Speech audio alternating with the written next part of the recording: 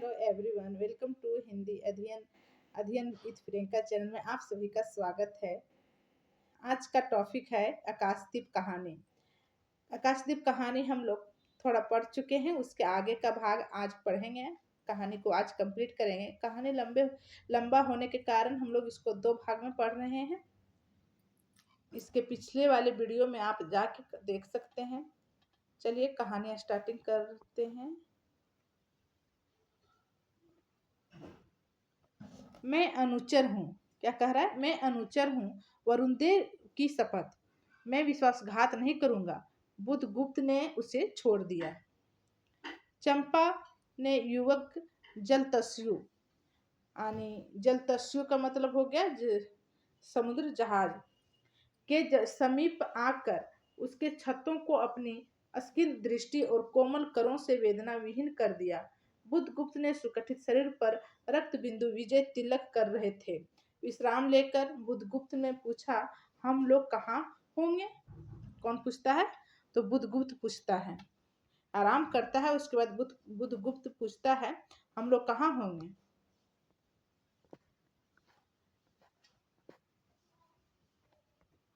कहता है बाली द्वीप। बाली द्वीप से बहुत दूर संभवतः एक नवीन द्वीप के पास, जिसमें अभी हम लोगों का बहुत कम आना जाना होता है। सिंहल के वणिकों का यहाँ वहाँ प्राधान्य है। कितने दिनों में हम लोग वहाँ पहुँचेंगे? अनुकूल पवन मिलने पर 2 दिन में, तब तक के लिए खाद्य का अभाव न होगा। सहसा ने नाविकों को ढांड लगाने की आज्ञा दी और स्वयं पतवार पकड़कर बैठ गया। बुधगुप्त के पूछने पर उसने कहा, यहाँ एक जलमग्न सेलखंड है, सावधान न रहने से नाव टकराने का भय है। क्या कह रहा है? कि सावधान न रहने से यहाँ नाव टकरा सकता है।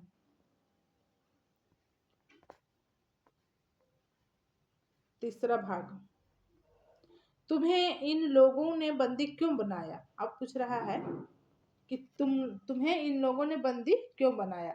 वणिक, मणिभद्र की पाप वासना ने। तुम्हारा घर कहाँ है? जाह्नवी के तट पर।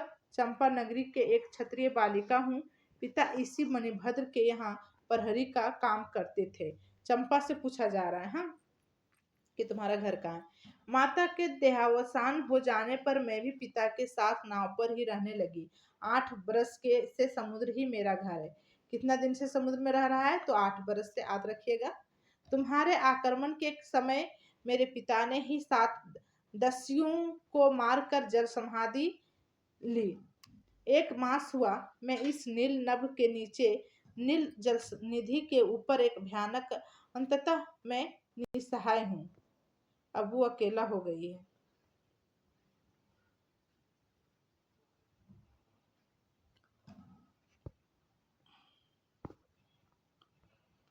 अनाथ हूँ, कहती निसहाय हूँ, अनाथ हूँ। मणिभद्र ने मुझसे एक दिन घृणित प्रस्ताव किया। मैंने उसे गालियां सुनाई। उसी दिन ने बंदी बना दी गई। चंपा रोष से जल रही थी। मैं भी ताम्रलिप्ति का एक क्षत्रिय हूँ चंपा, परंतु दुर्भाग्य से जलदस्यु बनकर जीवन बिताता हूँ। अब तुम क्या करोगी? मैं अपने अदृष्ट को अनिर्दिष्ट ही रहने दूंगी। वह जहाँ ले जाए। चंपा की आंखें निश्चिम प्रदेश में निरुद्देश्य थी। किसी आकांक्षा के लाल डोरे न थे। धवल अपांगों में बालकों के सदृश से विश्वास था। हत्या व्यवसायी दस्यु भी उसे देखकर कांप गया। उसके मन में एक संभ्रमपूर्ण श्रद्धा यौवन की पहली लहरों को जगाने लगी। समुद्र वक्ष पर विलंबमयी राग रंजित संध्या थिरकने लगी। चंपा के संयत कुतल उसकी पीठ पर बिखरे थे। दुदांत दस्यु ने देखा अपनी महिमा में अलौकिक एक तरुण बालिका। वह विस्मय ने अपने हृदय को टटोलने लगा। उसे एक नई वस्तु का पता चला। वह थी कोमलता। क्या थी? कोमलता। उस समय नायक ने कहा, हम लोग द्वीप के पास पहुंच गए। बेला ने नाव टकराई, बेला से नाव टकराई। चंपा निर्भीकता से कूद पड़ी। मांझी भी उतरे। बुधगुप्त ने कहा, जब इसका कोई नाम नहीं है तो हम लोग इसे चंपा द्वीप कहेंगे। चंपा हंस पड़ी। क्या नाम रख दिया? चंपा द्वीप। चंपा हंस पड़ी। 5 बरस बाद, फिर 5 बरस बाद शरद के धवल नक्षत्र नील गगन में झलमला रहे थे। चंद्र की उज्जवल विजय पर अंतरिक्ष में शरद लक्ष्मी ने आशीर्वाद के फूलों और खीलों को बिखेर दिया। चंपा ने एक उच्च सोध पर बैठी हुई तरुणी चंपा दीपक जला रही थी। बड़े यत्न से अभ्रक की मंजूषा में दीप धरकर उसने अपनी सुकुमार उंगलियों से डोरी खींची। वह दीपाधार ऊपर चढ़ने लगा। भोली भोली आंखें उसे ऊपर चढ़ते बड़े हर्ष से देख रही थी।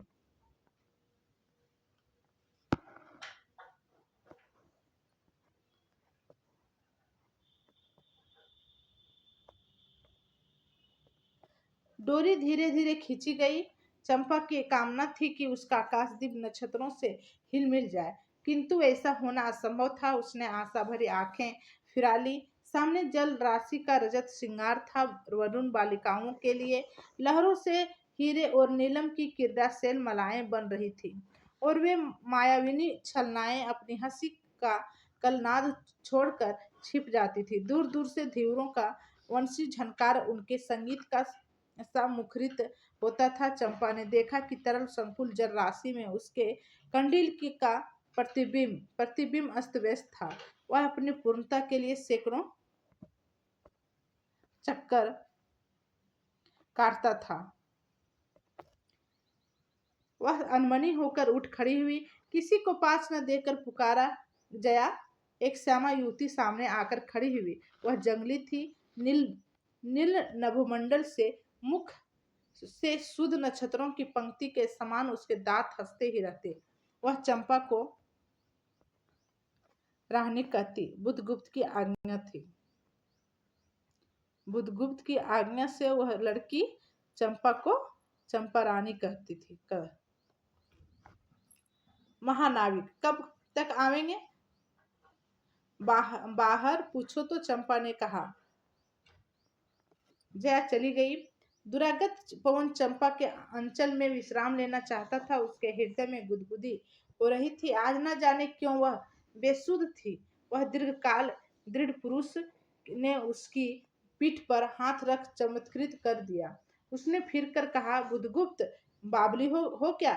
यहाँ बैठी हुई अभी तक दीप जला रही हो? तुम्हें यह काम करना है? क्षीर निधि साई अनंत की प्रसन्नता के कारण के लिए क्या दासियों की आकाश दीप जलाऊं?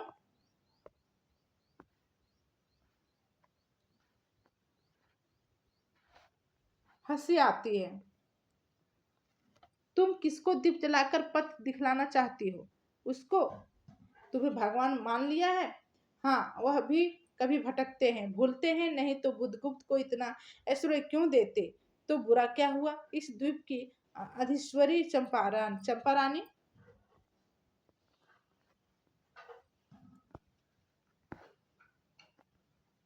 मुझे इस बंदी गिरह से मुक्त करो।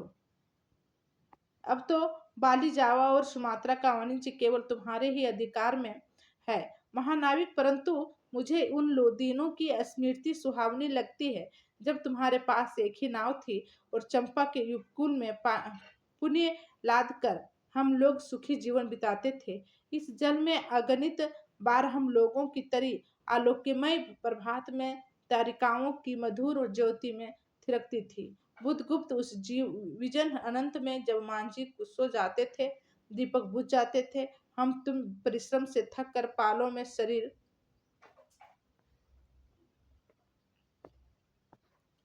लपेट कर एक दूसरे का मुंह क्यों देखते थे? वह नक्षत्रों की मधुर छाया।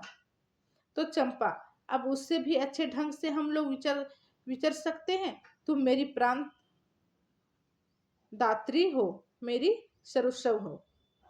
चंपा को कह रहा है। नहीं नहीं, तुमने दस्युवृत्ति छोड़ दी, परंतु हृदय वैसा ही अकरुण, सतृष्ण और ज्वलनशील है। तुम भगवान के नाम पर हंसी उड़ाते हो, मेरे आकाशदीप पर व्यंग्य कर रहे हो नाविक। उस प्रचंड आंधी में प्रकाश की एक एक किरण के लिए हम लोग कितने व्याकुल थे। मुझे स्मरण है जब मैं छोटी थी, मेरे पिता नौकरी पर समुद्र में जाते थे। मेरी माता मिट्टी का दीपक बांस की पिटारी में भागीरथी के तट पर बांस के साथ उसे टांग देती थी। उस समय वह प्रार्थना करती थी, भगवान मेरे पथ भ्रष्ट नाविक को अंधकार में ठीक पथ पर ले चलना। इंपॉर्टेंट कथन है, लाइन है, याद रखिएगा। और जब मेरे पिता बरसों पर लौटते थे तो कहते, साध्वी तेरी प्रार्थना से भगवान ने संकटों में मेरी रक्षा की है। वह गदगद हो जाती। मेरी माँ, आह नाविक, यह उसी की पुण्य स्मृति है। मेरे पिता, वीर पिता की मृत्यु के निष्ठुर कारण जलतस्यु हट जाओ। सहसा चंपा का मुख क्रोध से भीष्म होकर रंग बदलने लगा। महानाविक ने कभी कभी यह रूप न देखा था। वह ठठाकर हंस पड़ा। यह क्या चंपा, तुम यह स्वस्थ हो जाओगी, सो रहो, कहता हुआ चला गया। चंपा मुट्ठी बांधे उन्मादिनी से घूमती रही।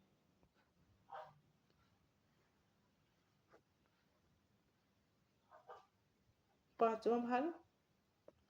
निर्जन समुद्र के उपकूल में वेला से टकराकर लहरें बिखर जाती थी। पश्चिम के पथिक थक गया था, उसका मुख पीला पड़ गया।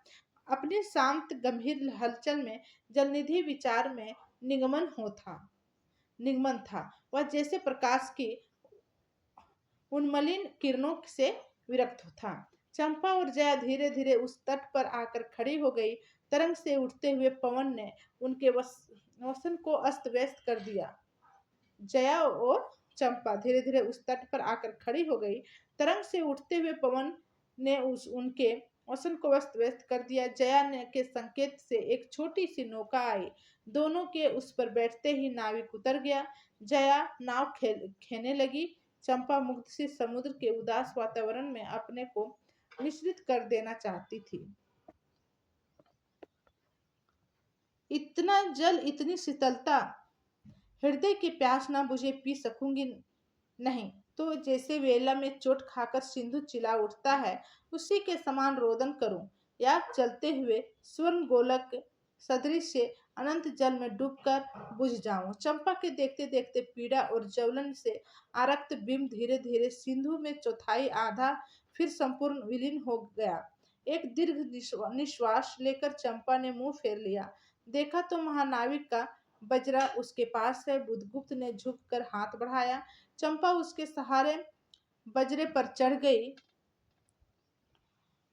दोनों पास पास बैठ गए। इतनी छोटी नाव पर इधर घूमना ठीक नहीं। पास ही वह जलमग्न सेल खंड है, कहीं नाव टकरा जाती या ऊपर चढ़ जाती चंपा तो अच्छा होता। बुधगुप्त, जल में बंदी होना कठोर प्राचीरों से अच्छा है। या चंपा, तुम कितनी निर्दय हो। बुधगुप्त को आज्ञा देकर देखो तो वह क्या नहीं कर सकता, जो तुम्हारे लिए नए द्वीप की सृष्टि कर सकता है, नई प्रजा खोज सकता है, नए राज्य बना सकता है। उसकी परीक्षा देकर देखो तो कहो चंपा, वह कृपाण से अपना हृदय पिंड निकाल अपने हाथों अतल में विसर्जन कर दे।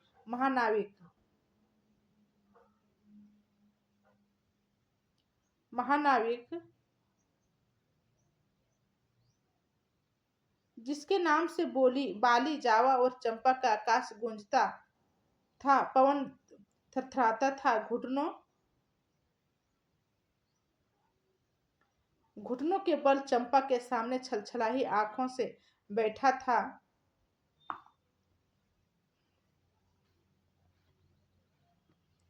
सामने सेलमाला की चोटी पर हरियाली में विस्तृत जल देश की नील पिंगल संध्या, प्रकृति की सहृदय कल्पना विश्राम की शीतल छाया स्वप्न लोक का सृजन करने लगी। उस मोहिनी के रहस्यपूर्ण नील जाल का कुहक स्फोट हो उठा। जिससे मंदिरा से सारा अंतरिक्ष सिक्त हो गया। सृष्टि नील कमलों में भर उठी। उस सौरभ से पागल चंपा ने बुद्धगुप्त के दोनों हाथ पकड़ लिए। वहां एक आलिंगन हुआ, जैसे क्षितिज में आकाश और सिंधु का। किंतु उस पारम्भिक में सहसा चेतनीय होकर चंपा ने अपनी कर चुकी से एक कृपाण निकाल लिया। बुद्धगुप्त, आज मैं अपने प्रतिशोध का कृपाण अतल जल में डुबा देती हूँ। हृदय ने छल किया हृदय ने छल किया और किया बार बार धोखा दिया। चमक कर वह कृपाण समुद्र का हृदय बेधता हुआ विलीन हो गया।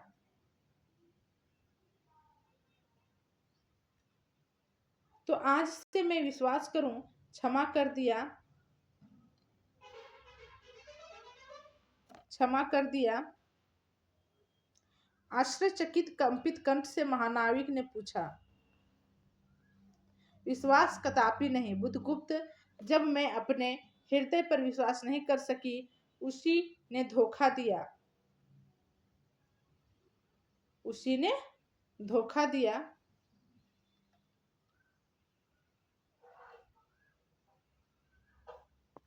चमक कर वह कृपाण समुद्र का हुआ विलीन हो गया।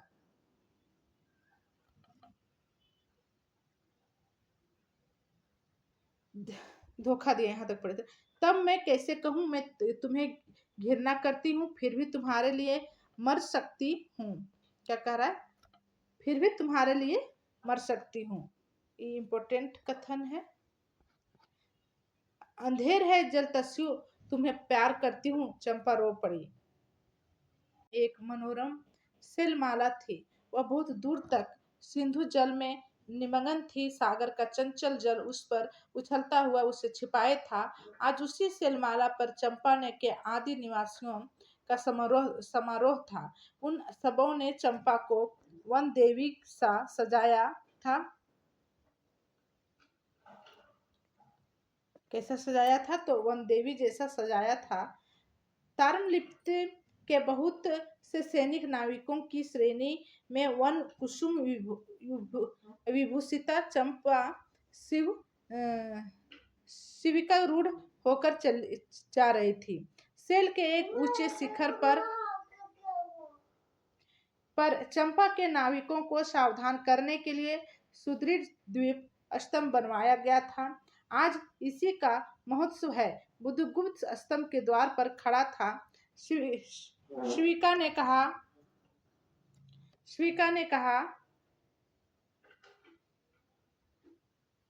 शिविका से सहायता देकर चंपा को उसने उतारा। दोनों के भीतर पर्दापण किया था कि बांसुरी और ढोल बजने लगे। पंक्तियों में कुसुम भूषण से सजीवन बलाएं फूल उछालती हुई नाचने लगी। दीप स्तंभ के ऊपरी खिड़की से यह देखती हुई चंपा ने जया से पूछा, यह क्या है जया? इतनी बालिकाएं कहाँ से बटोर लाई? आज रानी का ब्याह है ना? कहकर जया ने हंस दिया। बुद्धगुप्त विस्तृत जलनिधि की ओर देख रहा था। उसे झकझोर कर चंपा ने पूछा, क्या यही सच है? यदि तुम्हारी इच्छा है तो यह सच भी हो सकता है। चंपा, कितने वर्षों से मैं ज्वालामुखी को अपने छाती में दबाए हूँ। चुप रहो महानाविक। क्या मुझे निसहाय और कंगाल जानकर तुमने आज सब प्रतिशोध लेना चाहते हो? मैं तुम्हारे पिता का घातक नहीं हूँ चंपा। वह एक दूसरे दस्यु के शस्त्र से मरे, मैं इसका विश्वास कर सकती हूँ। बुद्धगुप्त, वह दिन कितना सुंदर होता, वह क्षण कितना अस्पृहनीय। तुम इस निष्ठुरता में भी कितने महान होते। जया नीचे चली गई थी। स्तंभ के संकीर्ण प्रकोष्ठ में बुद्धगुप्त और चंपा एकांत में एक दूसरे के सामने बैठे थे। बुद्धगुप्त ने चंपा के पैर पकड़ लिए। उच्छ्वसित शब्दों में वह कहने लगा, चंपा, हम लोग जन्मभूमि भारतवर्ष से कितनी दूर इन निरीह प्राणियों में इंद्र और शची के समान पूजित हैं। पर न जाने कौन अभिशाप हम लोगों को अभी तक अलग किए हैं। स्मरण होता वह दार्शनिक का देश, वह महिमा की प्रतिमा, मुझे यह स्मृति नित्य आकर्षित करती है। परंतु मैं क्यों नहीं जाता? जानती हो, इतना महत्व प्राप्त करने पर भी मैं कंगाल हूँ। मेरा पत्थर सा हृदय एक दिन सहसा तुम्हारे स्पर्श से चंद्रकांतमणि की तरह द्रवित हुआ।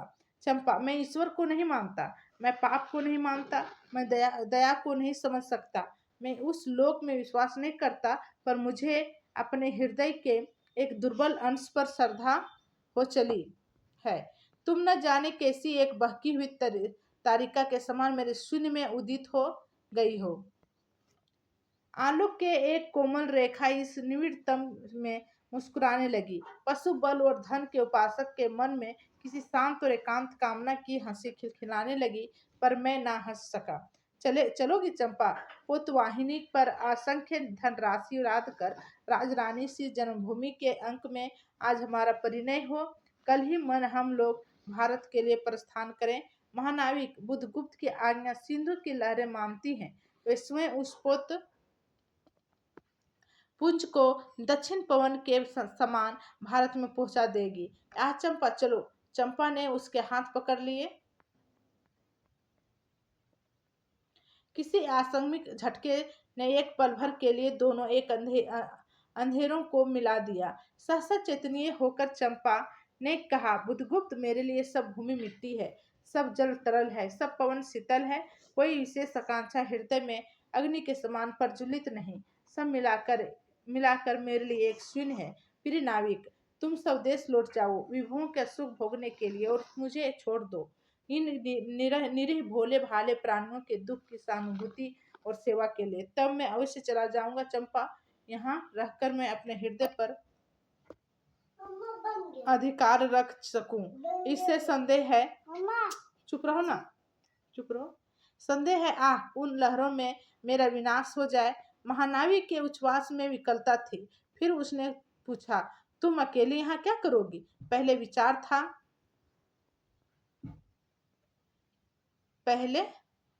था कि कभी कभी इस द्वीप स्तंभ पर से आलोक चलाकर अपने पिता की समाधि का इस जल से अन्वेषण करूंगी, किंतु देखती हूँ मुझे भी इसी में जलना होगा जैसे आकाशदीप। एक दिन स्वर्ण रहस्य में प्रभात में चंपा ने अपने द्वीप स्तंभ पर से देखा। सामुद्रिक नावों की एक श्रेणी चंपा का उपकूल छोड़कर पश्चिम उत्तर की ओर महाजल व्याल के समान संतरण कर रही है। उसकी आंखों से आंसू बहने लगे। यह कितनी ही शताब्दियों पहले की कथा है। चंपा आजीवन उस द्वीप स्तंभ में आलोक जलाती रही, किंतु उसके बाद भी बहुत दिन द्वीप निवासी उस माया ममता और स्नेह सेवा की देवी की समाधि सदृश पूजा करते थे। एक दिन काल के कठोर हाथों ने उसे भी अपनी चंचलता से गिरा दिया। कहानी खत्म हो गई। अब नेक्स्ट कहानी अगले क्लास में करेंगे। अगर वीडियो पसंद आई होगी तो चैनल को सब्सक्राइब करें, लाइक करें एंड शेयर करें। धन्यवाद।